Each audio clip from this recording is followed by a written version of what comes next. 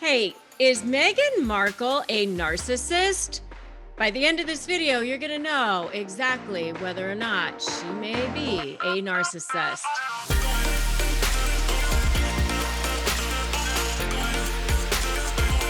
Hi, I'm Rebecca Zung, and I'm an attorney. I've been recognized as a top 1% attorney. I've written a couple of best-selling books, Breaking Free and Negotiate Like You Matter. And I help people negotiate with narcissists. That's what I do. And if you want power, if you want control, if you want to be able to manage and deal with narcissists in a successful way, especially when negotiating with them, then make sure you subscribe to my channel and hit that notification bell. And that way you'll get notified when I upload new videos.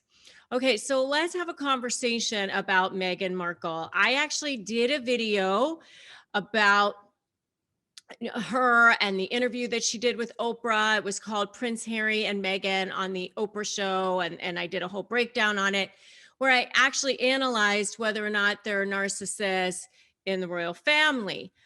Well, many of you did agree with me. And by the way, if you want to check out that video, go check it out. And then you can come back and watch this or go watch it after.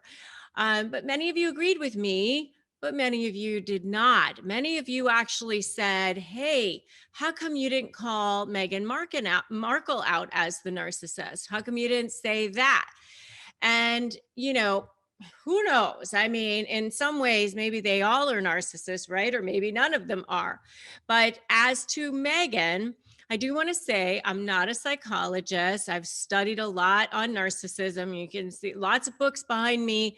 I've kind of gotten my unofficial doctorate in it because I've done a lot of negotiating, and it was a powerful shift for me to start learning about narcissism, learning about difficult personalities, and then figuring out how to apply what I've learned about negotiation to dealing with narcissists.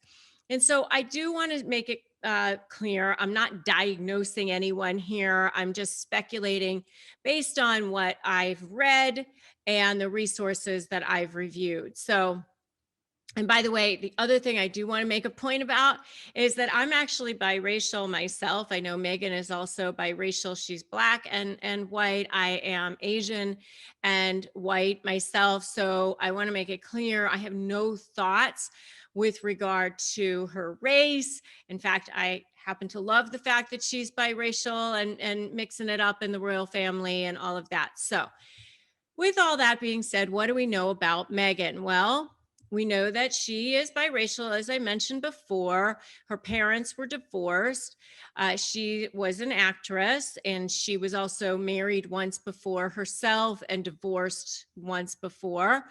And she enjoyed some moderate success as an actress, I would say. She was in the show Suits for several years, but I wouldn't call her, wasn't really like an A-list actress. I mean, she was on the show, and certainly she was never nominated for any major awards. Okay. So in 2016, what happens? Prince Harry comes along, she meets him, and they start dating.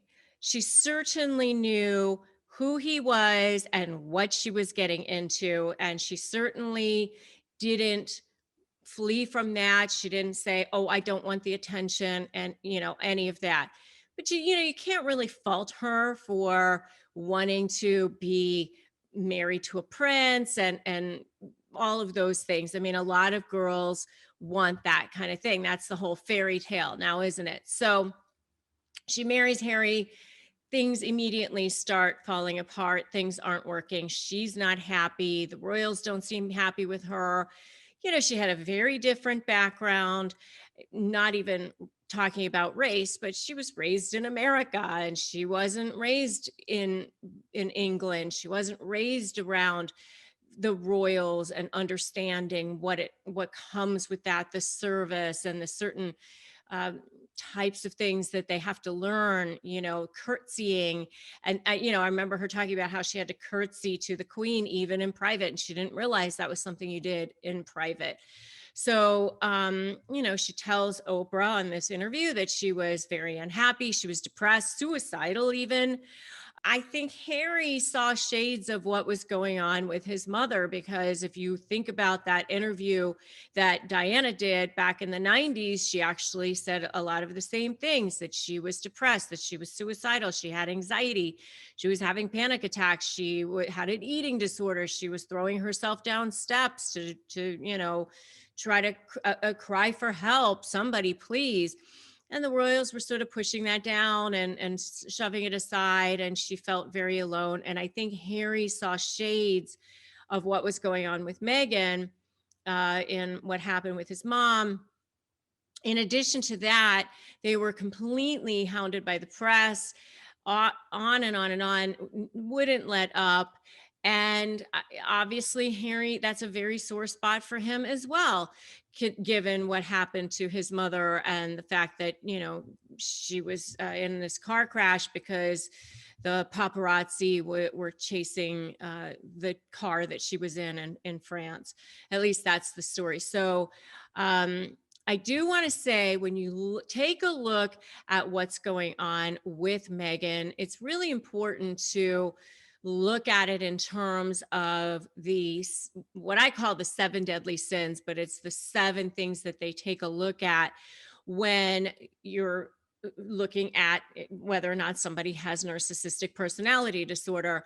And remember, I look at it as a continuum. I mean, people can have narcissistic traits. In some ways, we all want to feel seen, heard, and know that we matter. That's just makes us a human being. That certainly doesn't make us a narcissist. All people like to feel special. There's certainly nothing wrong with that. That doesn't make her a narcissist. What makes people a narcissist is that they have this disorder that causes them to just be, deeply, deeply, deeply insecure, because they have no inner sense of self. They have no inner self-worth.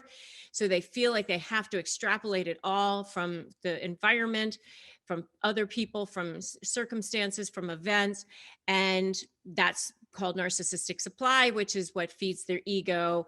And if you want to know more about the 7 deadly sins of narcissism, definitely check out my video on that topic. But it's the 7 traits that psychologists or psychiatrists will take a look at when they're trying to diagnose whether somebody actually has the disorder, not just traits, but the disorder. So they look at whether or not somebody is shameless. Do they have magical thinking, meaning they distort everything through a particular lens to fit the narrative that they want to fit? Arrogance is number 3. Number 4 is envy, very jealous. They're jealous of people's accomplishments. They have a hard time giving credit to people. Entitlement is the next one. They feel entitled. They should have special treatment all of the time. They use people. So that's number 6 is exploitation. And number 7 is that they have no boundaries. So it's really, really hard to tell, if you look at the 2 main characteristics of narcissists, which is they have no inner sense of value. And number 2 is that they, can't feel any sense of caring or compassion or empathy for others, which manifests itself in the 7 deadly sins: the shamelessness, magical thinking, arrogance, envy, entitlement, exploitation, and no boundaries. Okay. So, but what's hard to see sometimes is how people are feeling, how they're really showing up for people. Do they care about people? Do they have empathy? It's hard to know. Is she really caring about Harry and what's going on with him? And the fact that they did this interview with Oprah while the grandfather is laying in the hospital and near death, obviously, because he's now passed. So it could be that she just has narcissistic traits, but not actually have the mental disorder, the narcissistic personality disorder. Clearly, she chased a life of being in the spotlight, but most girls do want to marry a prince, but she also was chasing a life of being as an actress. That doesn't necessarily make somebody a narcissist, right? She does seem to like being in the center of attention. You could say that just when things were calming down, she orchestrates this interview with Oprah, which comes out while the grandfather's in the hospital. It could be that that's not necessarily great timing. It could be that, hey, she just wanted to set the record straight. Most people, when they're being accused of things, feel like they want to defend themselves, feel like they want the truth to be out there, or their version of the truth. On the other hand, it could be indicative of a person who can't take criticism. Narcissists are super sensitive. For narcissists, you're either for them or you're against them. And if you're against them, then you're public enemy number one, and they want to take you down. So it could be that she was like, okay, here's my revenge. I'm going to get Oprah to sit with me. I'm going to get Oprah to be my flying monkey. And I'm coming after all you people who didn't treat me as special as I wanted to be treated. Who knows? I mean, I have seen people criticize what she wears, how she speaks, even how she touches Harry. They're like analyzing the fact that she put her hand on his back, and that means that she's trying to control him, and or maybe she couldn't handle being a royal. But one might also argue that if she was truly narcissistic, wouldn't she have wanted to remain a royal, where she gets all that special attention and gets all the accolades for being a royal, rather than being shoved aside over here and living in LA in a house like somewhat of a normal person, but also obviously a very wealthy one. But she's not going to be in the limelight as much as she might have been had she remained a royal. So, I mean, some would even say that they were just unhappy in their lives, both of them. They both wanted to leave. And, Harry's got this thing in his mind that his mother was depressed. His mother was potentially killed by paparazzi because they were chasing the car. And so, he might have just said, I don't want that for my wife. I don't want that for my family as well. It really could be that she's not necessarily controlling him and saying, and being that narcissist, but it could be. I mean, it certainly could be that she wanted all the attention. She wasn't getting enough of it from the royals. So let me make this huge ruckus, let me leave, let me talk to Oprah. And maybe that's her version of narcissistic supply. Maybe it is that she has little or no regard for Harry's feelings or his relationship with his family, or for his family at all. But remember, it's always possible to be misinterpreting what you're seeing. We all see things based on our own lens, based on our own filter, on our own perceptions. I've heard the analogy at times where you're like watching a tennis match, and some people are sitting in the stands up there, and some people are sitting in the stands over here, and some are right down in front, and everybody's watching the same game, but everybody has a different perception about what's happening, or where the ball went, or what the swing was, or if the ball was in or out, or whatever. We all have our different perspectives. And sometimes, no matter how hard you try to persuade someone of something, they're just not going to be swayed no matter what, right? So some of you may have already decided she's definitely a narcissist, and some of you might think she's a victim, right? Maybe she's a victim of the royals. Maybe she's a victim of racist people. Who knows? But how does this all tie back to negotiating with narcissists, which is what I teach?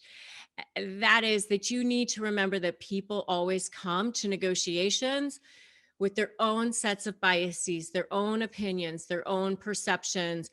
And knowing that, and knowing what they are for the other person, will definitely help you develop strategy. It definitely helps you develop the leverage that you're going to need. And it can also help you build rapport. So don't be so quick to judge. Remember that you need to be flexible in your opinions of people, and they may change as you get to know them more in the negotiations. All of these are ways that you can start to gain an advantage in the negotiations. So what do you think? Do you think Meghan's a narcissist? Give me a yes, I think so. or no, I don't think so in the comments below. And thanks for watching. Remember that if you want a copy of my free Crush My Negotiation Prep Worksheet, you're getting ready to negotiate, then you definitely need it. It's a free ebook, and you can just get it at winmynegotiation.com. Also, join me in my free private Facebook group, which is Narcissist Negotiators with Rebecca Zung. Would love to see you in there as well. And if you like the video, like it and share it and drop me a comment. Let me know. Yes, I think she's a narcissist, or no, I don't. I'd love to see what your thoughts are below.